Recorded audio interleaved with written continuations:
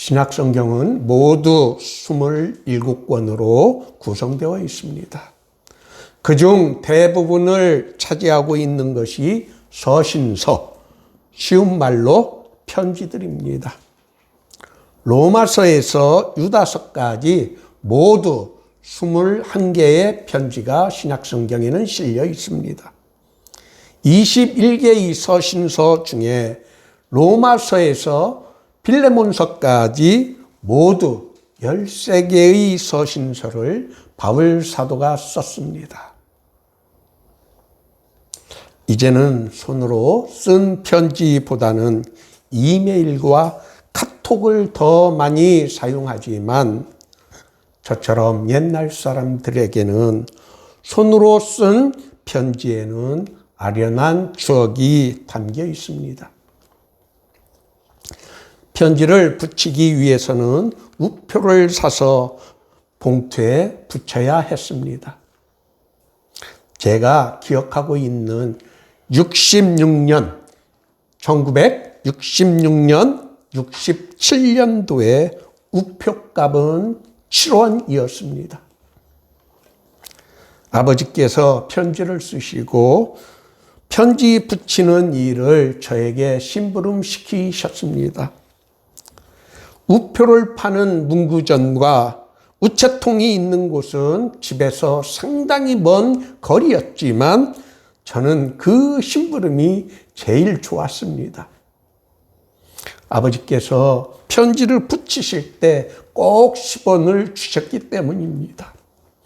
주신 10원에서 우표값 7원을 지불하고 남는 3원은 제 몫으로 맛있는 군것질을 사 먹을 수 있었기 때문이었습니다.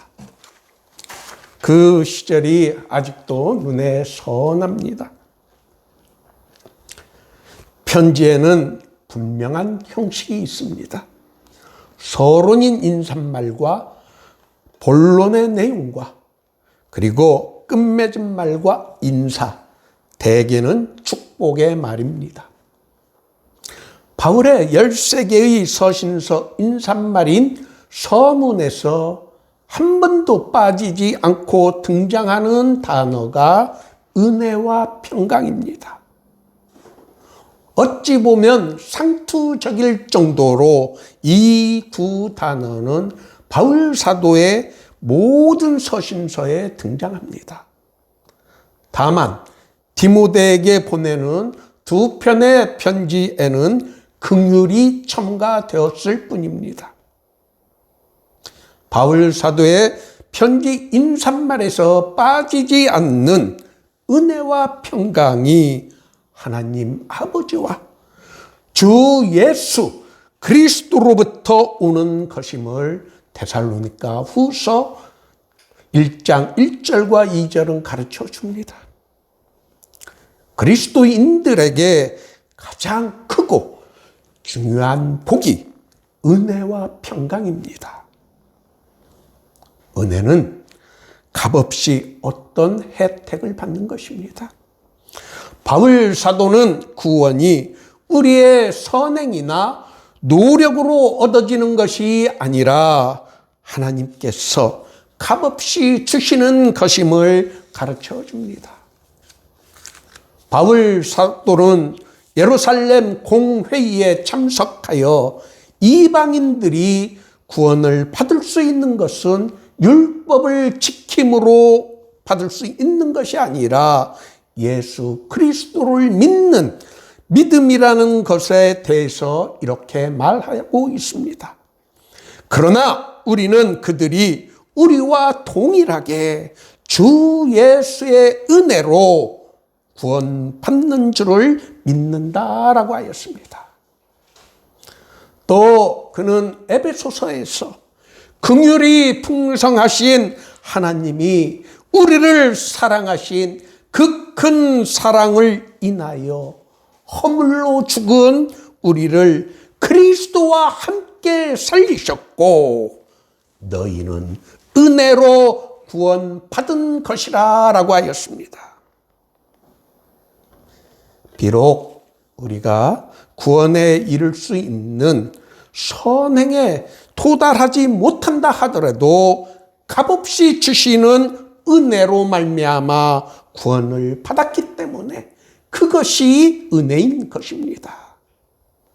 바울 사도는 이라는 자에게는 그 싹시 은혜로 여겨지지 않지만 예수 그리스도께서 우리를 위해 십자가에서 우리 죄를 대신하여 죽으셨기 때문에 그것을 믿는 믿음으로 우리는 구원을 받았기 때문에 그것이 바로 은혜라고 한 것입니다. 바울 사도의 편지에서 은혜와 함께 빠지지 않는 단어가 평강입니다.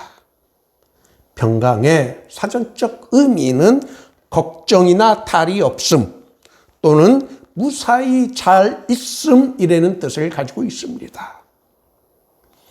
우리말에서는 평강, 평화, 화평이 그 뉘앙스에서 약간은 다른 것처럼 보이지만 신약 성경에서 우리말로 번역된 평강, 평화, 화평이 모두 같은 헬라어 에이레네입니다.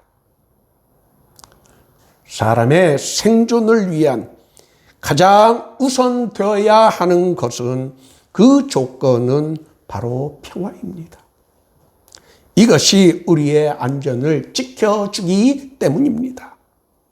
인류가 국가 조직을 만든 이유가 개개인이 자신의 안전을 담보할 수 없기 때문이었습니다. 개개인의 보복과 형 집행하는 것을 금지하고 국가가 이를 대신하는 이유는 공동체의 평화와 질서를 유지하기 위한 것입니다. 이처럼 우리의 삶에서 평화는 없어서는 안 되는 가장 중요한 것입니다. 그러나 성경이 가르쳐주는 평화는 우리가 생각하고 있는 단순히 싸움과 갈등이 일어나지 않는 상태인 것이 아니라 하나님과의 회복된 관계에서 나오는 진정한 평화입니다. 화평케 하는 자는 복이 있나니 그들이 하나님의 아들이라 일컬음을 받을 것이며 우리 주님이신 예수님께서는 산상수훈에서 이렇게 가르쳐 주셨습니다. 사람들 간에 평화가 깃들도록 만드는 사람, 영어로 피스메이커가 복이 있다고 한 것입니다. 사람이 사는 사회나 가정이나 공동체에 평화, 화평이 없다면 그것은 불행하고 참으로 견디기 힘든 지옥과 같은 단체일 것입니다. 하나님의 아들이라고 일컬음을 받는 그리스도인들은 이웃과의 관계에서 화평케 하는 사람이 되어야 합니다. 그것이 우리 그리스도인에게 주어진 사명이고 그것을 우리 삶 속에서 실천한다면 우리에게 약속된 복이 있기 때문입니다. 수많은 관계 속에서 살아가야 하는 우리들이 화평케 하는 자가 되기 위해서는 우리 자신이 예수 그리스도를 닮아가야 합니다. 바울 사도는 예수님께서 지신 십자가 의미에 대해서 에베소서에서 이렇게 가르쳐 줍니다. 그는 우리의 화평이신지라 둘로 하나를 만드사 원수된 것 곧 중간에 막힌 담을 자기 육체로 하셨다라고 하였습니다.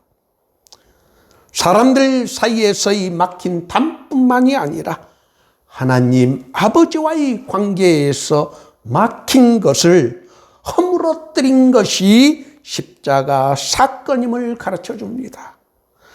하나님과 화목하게 하려고 원수된 것을 십자가에 십자가로 소멸하셨다라고 바울 사도는 설명해 줍니다.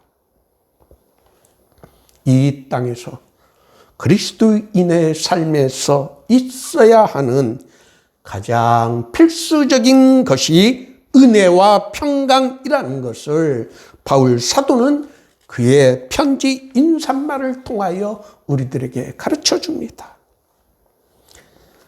성경에서 가르쳐 주는 은혜와 평강의 의미가 우리의 삶 속에서 구체적으로 어떤 의미를 지니는 것인지를 깊이 생각하시기를 바랍니다. 오늘 모두의 교회 예배에 참석하신 여러분 모두가 하나님, 우리들의 아버지와 우리의 주님이신 예수 그리스도께서 주시는 은혜와 평강이 우리들의 삶에서 넘칠 수 있기를 예수님의 이름으로 축원합니다.